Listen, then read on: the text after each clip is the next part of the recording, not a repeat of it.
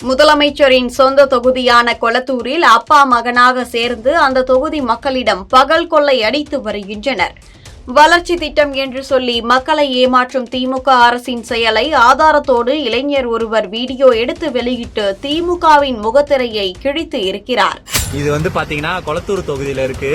இதை பார்த்தோன்னே உங்களுக்கு எப்படி படுதுன்னா, வளர்ச்சியை நோக்கி நாடு போகுது. அங்க போட்டிருப்பாருங்க, வட சென்னை வளர்ச்சி திட்டம், chief minister mini stadium Kolathur, அரசு சார்பில் மக்களுக்காக கட்டப்பட்டது.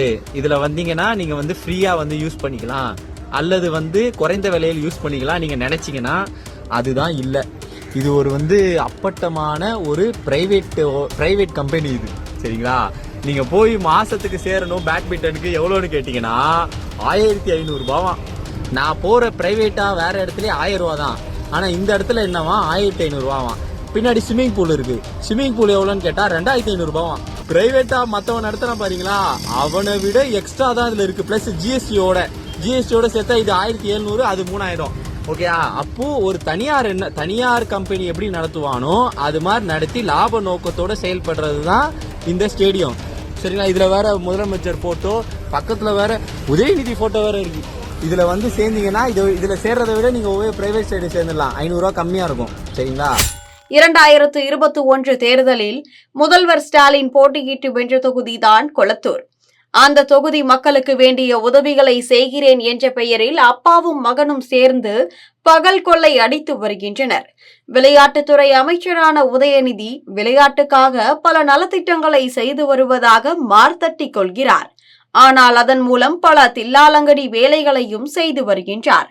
அப்படித்தான் தற்போது கொளத்தூரில் முதலமைச்சர் சிறு விளையாட்டு அரங்கம் என்ற பெயரில் விளையாட்டு அரங்கம் கடந்த ஆகஸ்ட் 25 திறக்கப்பட்டது.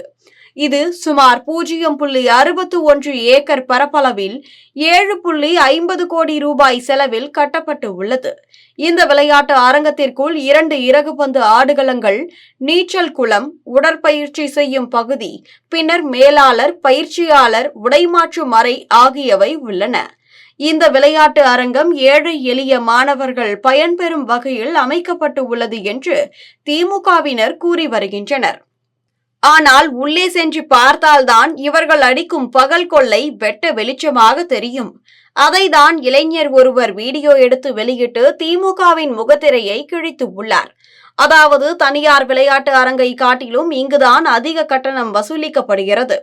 இவர்கள் வளர்ச்சி திட்டம், மக்கள் பயன்பெறும் திட்டம் என்று சொல்லிக் கொண்டு மக்களிடம் கொள்ளையடித்து அவர்கள்தான் பயன்பெற்று வருகின்றனர்.